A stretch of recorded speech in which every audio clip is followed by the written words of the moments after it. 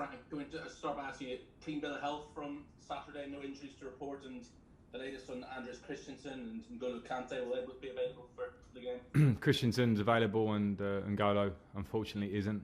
His hamstring's not ready. So they're the ones of note. Just secondly, Frank, on Fikayo Tomori, a year ago he was a regular starter for you. When did it start to go wrong from Chelsea, and why? Why has he fallen down the pecking order? I don't think there's any when did it start to go wrong. Fikayo's a developing player. As a team, as a squad, we had 4 centre-backs last year. I can't play 4 in one game. And you try and find consistency at different times. At one point, Fikayo was in that. And then later on, not so much. And then this year, we have 5 centre-backs. So the predicament is difficult for centre-backs that are not playing regularly. And that's why he may go out on loan for his development. As I say, as a young player, his development has been a huge rise in the last 2 or so seasons since I've been working with him. And that will continue, and we'll find the best path for that. The reports are that it's with an obligation to buy to AC Milan. But from what you're telling me, I assume you'd like him to return. We haven't got any. There is no detail on what those reports I've read as well, but they're not to be confirmed. Okay, thanks very much, Frank. Thank you. Emma Saunders. Hi, Frank. Hi. You talked about the confidence levels perhaps lacking a bit in some of your forward players. Now, Mason Mount doesn't look like a player that's lacking in that department at all, especially not against Fulham. I just wondered how much you think his performances can help raise the confidence in those other players around him who are perhaps not hitting their full potential at the moment. Yeah, certainly it can help because you can see that Mason's playing with confidence, hence his 2 goals in the last 2 games, but his general play is really good. I keep talking about him a lot and since the weekend, and I think his work ethic in training is one of those reasons, the way he keeps his standards high every day. So I think there are things that other players can look at with Mason. And at the same time, it is clear when you're in a difficult patch individually or collectively, you have to fight and play your way out of it. So you rely on players around you doing their job. Mason's doing it at the minute, but we've got lots of players like that in forward areas. We just need a kickstart from them. We need to see some numbers, some production from the front end of the pitch. You look around the Premier League and you see teams that are being successful generally or in good runs have people at the top end of the pitch that are firing and scoring and assisting. And we've been a bit short on that recently, but it will come back. It will come back. The players have to fight their way through those little periods or patches. And at the moment, Mason is a good example of someone that's always fighting and he's playing really well.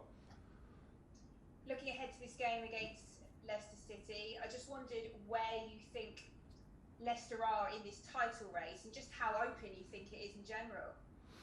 Yeah, I mean, they're in it for sure. The way they're playing, the results they're getting, their position in the league, it's clear. It's the same as last season. We managed to get above Leicester at the back end of the season, but it was a big ask for us because they're a very good team with very good individuals, we know that, and a really good manager, a really good coach in Brendan. So they're in the race. There are others that are in the race.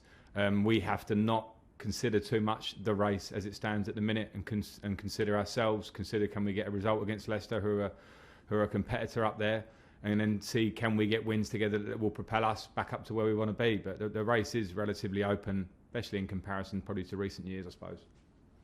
Just finally from me, going back to these confidence levels, what would a win do against Leicester for those levels within the squad and the feeling in the camp? Yeah, it would help. It would certainly help because Leicester are a quality team who are getting results, as I just said. So it would help. But we're not the only team in that position. You look around at top teams, examples yesterday of teams that come off it a bit or certain elements or parts of the team are not firing. And it's hard to win games in this league. So I don't want to lean too much on our own confidence. It's a part of the picture at the moment. But for me, the work ethic and the team really being focused is just as important as the confidence, because the quality in the team is there, the potential is there, and it will be unlocked. It's just making sure for a tough moment that we do all the right things to get it back from where it may have been. John Southwood, BBC 5 Live. Hi, Frank. Hi, John. On Leicester, their form this season suggests that actually you're possibly better playing them away from home. I don't know. I think, maybe on form. I don't think form or those sort of things directly relate. Sometimes it's type of teams that want to have possession, want to counter-attack, want to sit deep. And I think Leicester and in Brendan, they have capability to do both as a team. So I'm not considering that too much. I know you spoke about Timo Werner after the game on Saturday, and you said there are things you could do to help him. I mean, is it purely down to confidence with him, and what can you do to kind of help him find the form that he's in there?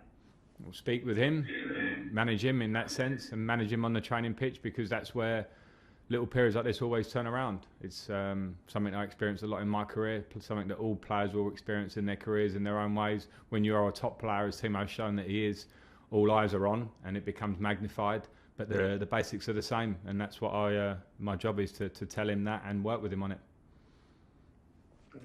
Thanks. Unmute yourself, Moose, and away you go. Hi Frank, how are you? Good, thank you.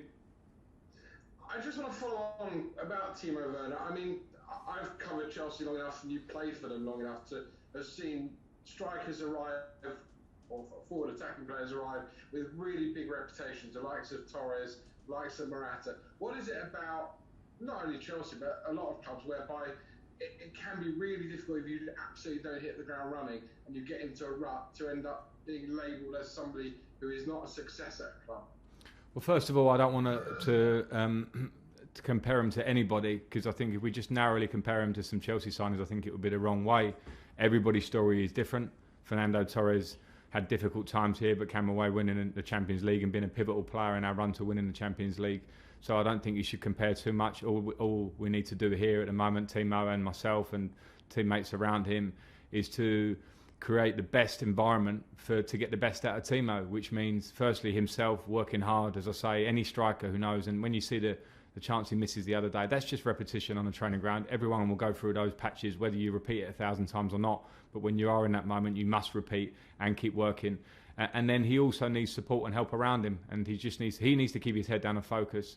And my job is to support around him and give him positivity and confidence, because Timo Werner didn't by chance score the amount of goals over the last few years that he scored. He scored those goals because of his huge talent. A tough time for him here at the moment is a small period in what I believe will be a fantastic career from him going forward at Chelsea. I've got no doubts about that, and I hope people around it can also see it that way. And one more on Mason Mount. I mean, obviously, I saw him with you at Derby. I followed his career with Chelsea in England. I don't think he's let anybody down, either at Derby, with Chelsea, or with England yet. Does seem to have some critics. Are they just jealous of him and his talent and his enthusiasm? I'm not sure what they are, if they are his critics. I'm not sure how anybody could really criticise him of late. I felt it last year. Last year Mason was playing regularly for us, and I felt some of the critics in the modern world. It's really easy to hear them, even if you don't use social media. You lot ask me about it all the time. And I think I mentioned it before, and Mason's the type of midfield player is that he does so much great work for the team off the ball, which I think maybe for the naked eye is not as exciting as a overhead kick or a treble step over. He does all those basics well. He moves the ball so quickly. He's a great teammate. We've seen recently he scores goals, he finds assists, he does all those things. So I don't think it matters if people are critical in any way. And one thing he has got as well, Moose, is a really great attitude.